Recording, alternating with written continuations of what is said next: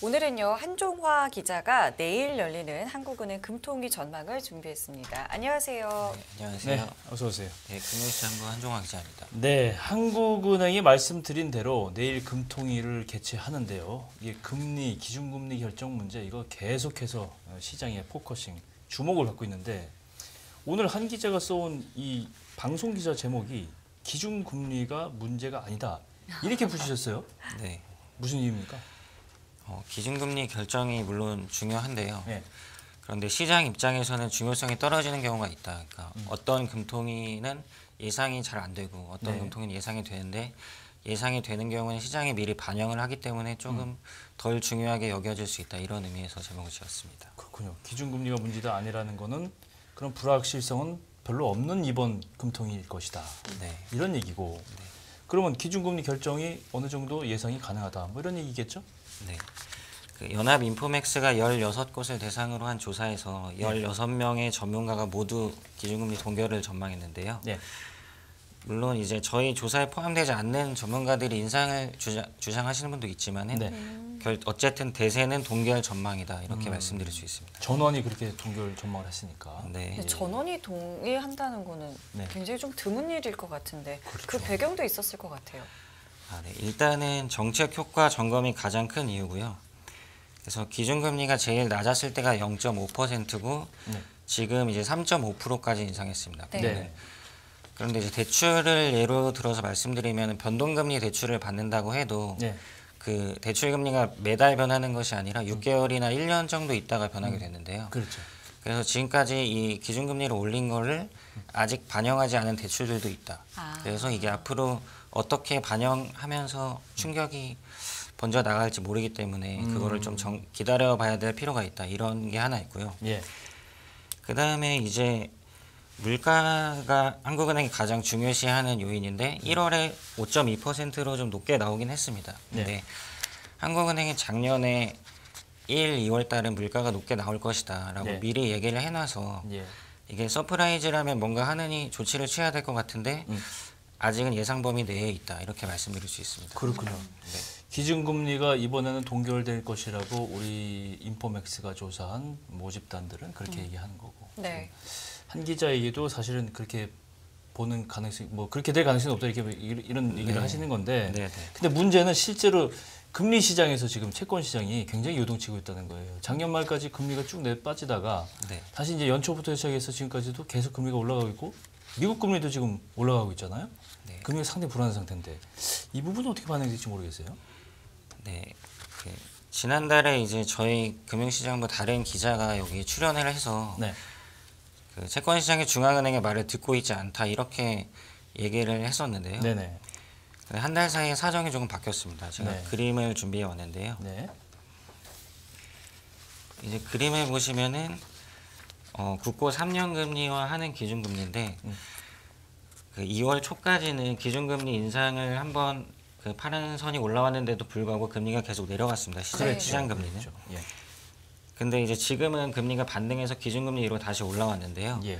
한 달 사이에 시장이 중앙은행의 말을 듣게 됐다 이런 얘기인데요. 근데 지금도 사실 완전히 듣는 건 아니고 반신반의 하지만 좀 끌려온 그런 느낌으로 올라오긴 했습니다. 예. 근데 이제 국고채 금리가 상승한 것이 앞에서 말씀드렸듯이 2월 금통위는 기준금리 동결 기대인데 금리가 올라왔습니다. 그러니까 시장 금리가 올라왔습니다. 그러면 시장 금리 왜 올랐냐 이걸 알기 위해서는 금통위의 다른 요소들이 어떤 게 있어서 이렇게 올라왔는지 아는 것이 중요하다 말씀드릴 수 있습니다. 금통의 다른 요소. 사실 금통위 하면은 그냥 회의만 하는 거라고 생각하시는 분들 많으실 것 같은데 그렇죠. 다른 요소 주목을 해봐야 되는 것들은 어떤 게 있는 건가요? 네. 크게 세 가지의 재료가 있고 금융시장도 이걸 지켜보면서 3번 반응을 하게 되는데요. 예. 시간 순서대로 말씀드리면 먼저 금통위 회의는 9시에 개최가 됩니다. 그래서 그 10시가 되기 전에 9시 45분에서 50분 사이에 기준금리 결정을 발표를 하고요. 이때 예. 시장이 한번 딱 출렁이면서 반영을 하게 됩니다. 네. 그 다음에 이제 10시 30분쯤에 하느니 통화정책 방향문이라는 그 한 페이지짜리 짧은 문서를 발표하는데 이때도 한번 또 출렁거리고요. 네. 그 다음에 11시경에 이창용 총재가 기자간담을 해서 기준금리 결정 배경을 설명하고 기준금리 결정에 반대한 위원들이 있으면 뭐 누가 반대를 했다 이렇게 얘기를 해주고요. 예. 그 다음에 이제 기자들 Q&A를 받으면서 그 기자간담회를 하는데 이제 그때는 총재님 말 한마디 이제 한마디를 반응을 하면서 시장이 움직이게 됩니다. 정리를 해보면 그러니까 기준금리 결정이 있고 통화정책 방향문 그다음에 그렇죠. 지금 말씀해주신 것처럼 이제 총재 기자간담회 이제 세 번의 요소를 저희가 좀 주목해서 봐야 된다고 봐야겠군요. 네. 그 통화정책 방향문 같은 경우 이제 한 페이지짜리라고 하셨고 네. 이창용 하는 총재는 이제 기자간담회를 하는데 이거 좀 구체적으로 좀 말씀을 해주실까요? 그러니까 통화정책 방향문이 그 내용이 처음 이제 한 페이지짜리 A4 용지로 치면 딱 한 페이지짜리인데 네. 첫 번째 문단에는 기준금리를 왜 이렇게 결정했는지 그런 네. 게 써 있고요. 그 다음에 뭐 성장률, 물가 전망에 대해서 얘기하는데 하느니 다른 기회에 더 자세하게 발표할 때도 있지만 여기서도 간략하게 바뀐 전망을 얘기해 주기도 합니다. 그 다음 마지막 문단에는 앞으로 통화 정책을 어떻게 할 것이다 이런 얘기가 담겨 있어서 굉장히 중요하죠. 그래서 그렇죠. 한 문단 뭐 한 문장 한 단어만 바뀌어도 시장이 이거 많이 바뀌었구나. 그래서 통화 정책 방향이 바뀌겠구나라고 생각을 하고 이제 반응을 하는 거죠. 네, 그렇죠. 그 다음에 그 금통 그 기자간담회 설명을 더 드리면은 이제 금통위원 가운데 결정에 반대하는 의견을 낸 분이 있으면은 소수 의견으로 하는 총재가 실명을 직접 공개합니다. 이분들이 반대하셨다. 네네. 근데 원래는 만약에 만장일치 결정이라면은 그 누가 이런 의견을 냈는지 알 수가 없거든요. 근데 시장 입장에서 이렇게 실명을 공개해 줄 때 이분이 비둘기구나, 이분이 매구나 이렇게 알 수 있는 정보를 얻을 수 있는 되게 좋은 기회가 되고요. 그렇죠.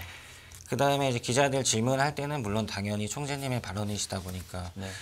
뭐 시장에 영향이 크게 미치게 되는 겁니다. 그렇죠. 금리 결정하는 금통위원 숫자가 몇 명입니까? 6명인데 총재님까지 포함하면 7명이라서 네. 이제 2명 정도 소수 의견이 나오면 다음번에는 방향이 바뀔 수도 있겠구나 이런 좀 시사점을 그렇죠. 던지는 경우들이 제가 많습니다. 여쭤보면은 그 네. 명수가 네. 반대 의견을 뭐 상승이든 하락이든 네. 인하든 그 반대하는 숫자가 다음 차순 회의 때 어떻게 될지를 가늠할 수 있는 가늠자가 될 수 있다. 그것도 눈여겨봐야 될 것 같아요, 그죠? 네, 그것도 중요한 신호이기 때문에 그 소수 의견을 발표하는 게 말씀드린 것처럼 누가 비둘기 맵하구나 이걸 알 수 있기도 하지만 그렇죠. 다음 금통위의 신호가 되기도 합니다. 그렇죠. 어쨌건 정리해 보면 기준금리 내일 있을 금통위는 기준금리가 동결될 것으로 예상은 되는데 아까 얘기한 통화정책 방향문 통방문하고 또 이창용 총재의 발언 내용 네. 요게 이제 예상하기 어렵고 요게 굉장히 포인트가 있다 이렇게 정리를 하면 되는 건가요? 네, 그렇습니다. 근데 원래는 그랬었는데 네. 어제 공교롭게도 이제 하는 총재님께서 공식 석상에 나설 일이 있었습니다. 네네. 근데 하는 국회 보고가 있었는데 네. 이제 원래는 금통위 전에 무건 기간이라고 해서 하느니 발언을 잘 하지 않는데 국회 일정이다 보니까 그걸 피할 수가 좀 없었고 하느니 입장을 좀 드러내게 됐죠. 예예. 그러면 이게 하루 예, 이제 하루 차이인 거잖아요. 예, 보통 이틀, 이렇게 예. 됐을 경우에도 반영이 될 수 있는 건가요? 네, 그러니까 이틀 사이에 사실 하는 입장을 바꾼다는 거는 조금 어렵기 때문에 네. 네. 어제 얘기한 대로 갈 가능성이 굉장히 높다 이렇게 말씀드릴 수 있습니다. 예. 근데 이제 어제 국회 보고 자료에서 하느니 통화정책 방향문을 1월에 금통위 때 공개를 했었는데 네. 어제 자료에서도 거의 흡사한 문구가 나왔습니다. 그래서 자료를 보시면 네. 1월 통화정책의 이제 밑줄근 부분을 보시면 네. 추가 인상 필요성을 판단해 나갈 것 이렇게 얘기를 했는데 예. 그냥 이 말만 들으면 그냥 그렇구나 하고 지나갈 수 있는데 11월과 비교해 보면은 네. 향후 금리 인상의 폭과 속도는 네. 이렇게 시작을 했었습니다. 그러니까 네. 11월에는 금리 인상은 당연히 하는데 네. 어떻게 할 것인지 점검하겠다 이 얘기를 한 거였고요. 근데 1월 달에는 금리를 인상을 할 건지 말 건지를 결정하겠다 해서 굉장히 많이 바뀐 거죠. 그래서 하느니 금리를 더 안 올릴 수도 있겠구나라고 1월 달에 생각을 하면서 이제 시장 금리가 많이 떨어졌었는데요. 네. 근데 어제 국회 보고에서도 네. 1월 통방문과 비슷한 문구가 나와서 추가 인상 필요성을 판단해 나가겠다.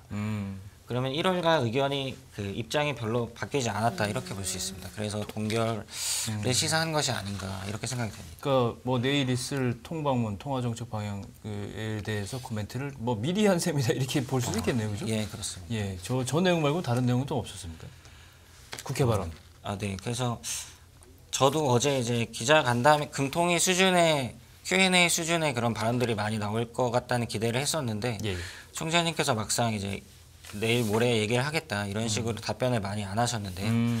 그래도 이제 하신 말씀이 물가 중점의 통화 정책을 운용하되 정교한 대응이 필요하다 이 말씀을 하셨습니다. 그래서 이제 제가 해석을 해보면 물가가 중요하지만 무작정 금리 올리는 것만이 능사는 아니다. 이렇게 제가 풀어서 말씀드리고 싶습니다. 그래서 예, 그렇군요. 결론적으로 이번 금통위는 기준금리 동결이 예상되지만 예. 추가 인상 여부는 열어놓는 정도의 발언이 나올 것으로 예상된다. 이렇게 정리할 수 있겠습니다. 예. 알겠습니다. 이제 내일 한국은행 금융통합위원회 전망 저희가 오늘 한종원 기자와 함께 했는데 그 결과에 대해서는 또 저희가 또 앞으로 또 이야기를 더 나눠보면 좋을 것 같습니다. 오늘 말씀 고맙습니다. 예, 감사합니다. 수고했습니다. 네.